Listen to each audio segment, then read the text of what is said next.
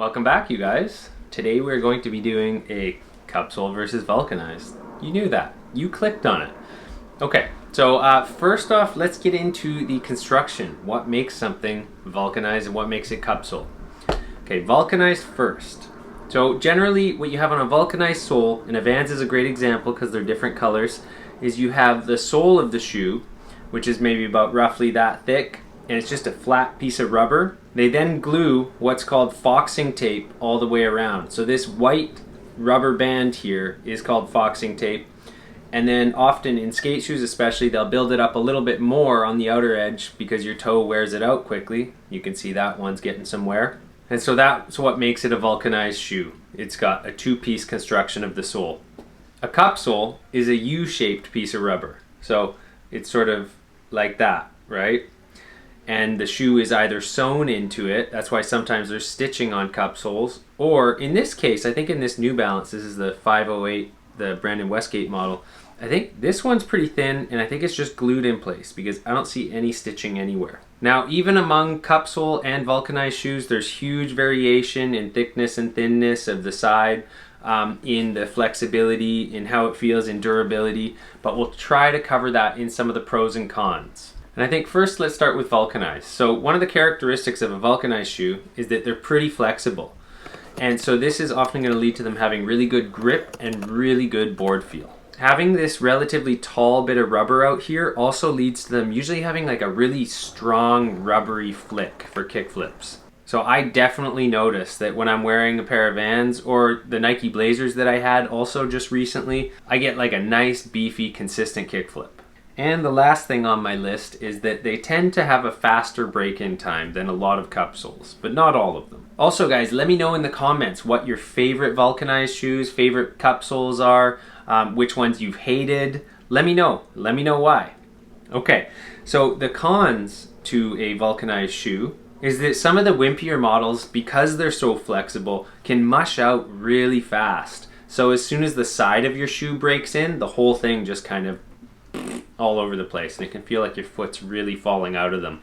And getting back to that board feel, so having such good board feel can often lead to a lot less impact protection and really bad primos too. So there's always a trade-off. When one thing gets really good, it often gets a lot worse in another area. All right, and getting back to the flick, you remember I mentioned I get some good beefy flips here. So I also find that especially on Vans, what I don't get is a nice dainty kick flip.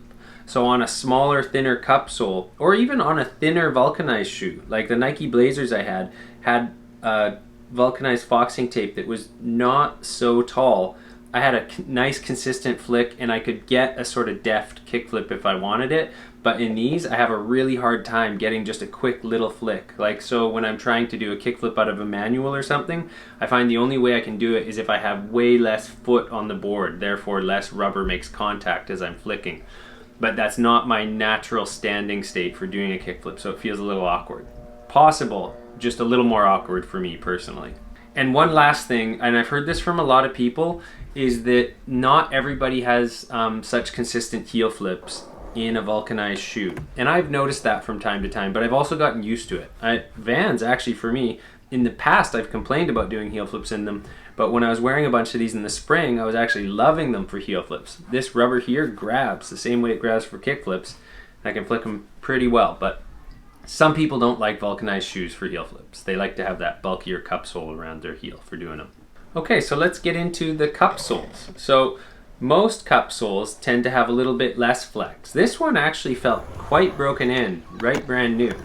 But generally speaking, most Cupsoles take a few more days to break in than a vulcanized. Now, because they're often firmer, they also often last longer. They also generally have way better impact protection.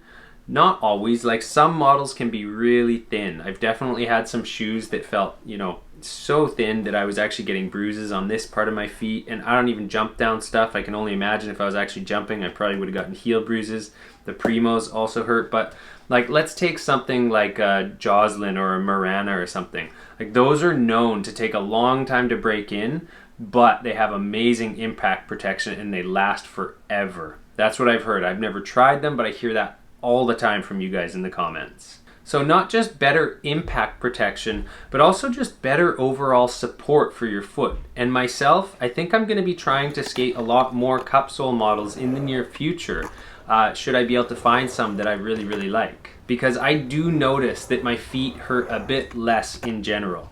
So the trade-off is I have a bit less board feel and grip, but my feet hurt a lot less. So, you know, I'm going for longevity here. Another thing I notice about Cupsoles, and maybe this is just because most shoes were Cupsoles when I was growing up in the 90s, but I find that I have a slightly more consistent kickflip in Cupsoles until they start to wear out, and then it's not as good. Then it's kind of like you're flicking with the side of your shoe and you're not getting any help from the rubber. But while they're new and through the midway life of the shoe, I find I get like that nice deft kickflip that I'm looking for, and the rubber that's still there helps me get a nice poppy one when I need it.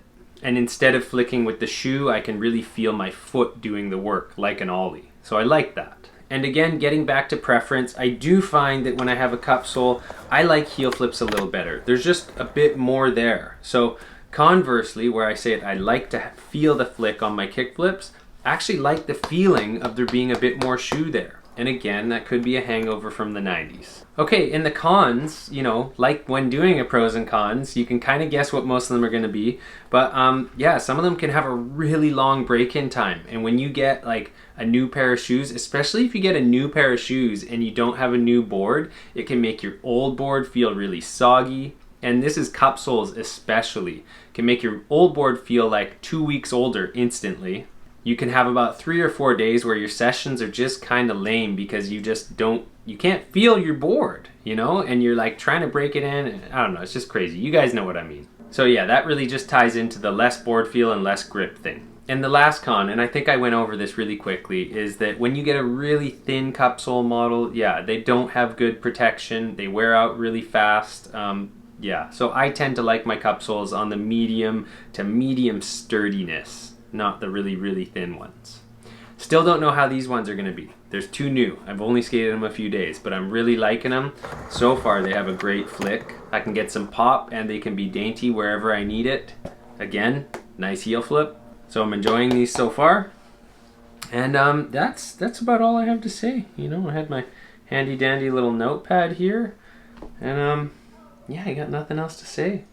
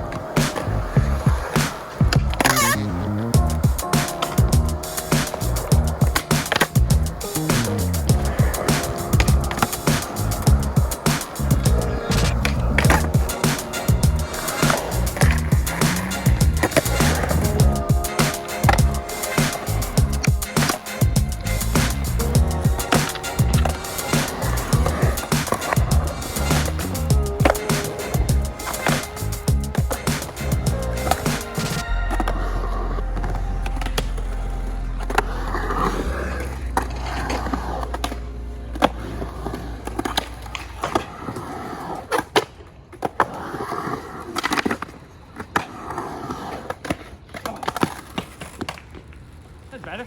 That was good.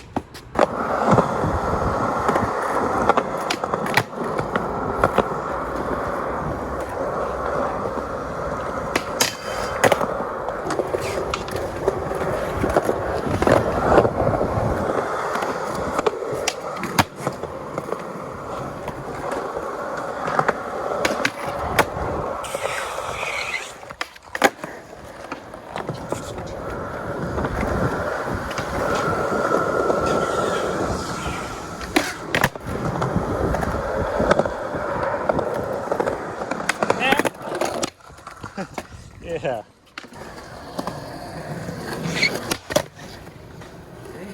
Again, let me know in the comments. What do you think? What do you prefer? I don't have a specific preference. I love them both, and I like them for different things. Like if I was gonna have two different shoes. If I was going to skate a park with mostly transition and I was feeling like skating that the most, I'd probably wear a vulcanized shoe. And if I was going out for like a street sesh, lots of ledges and flip tricks and all that stuff, I might choose a Cupsole shoe. If my feet were giving me a lot of problems, I might start wearing more Cupsoles, and if they're feeling good and sturdy and strong, then I might venture into the vulcanized territory. So, yeah, I don't have 100% preference. I'll ride them all. Anyways, thanks for watching, you guys. I hope you got something out of this video. Hope it's going to help you on your next shoe purchase, whatever it may be and whenever it may be. Just remember, new board with old shoes, good. Old board with new shoes, especially when it's Cupsoles. So yeah, thanks for watching. Hope you're doing well. Till the next video.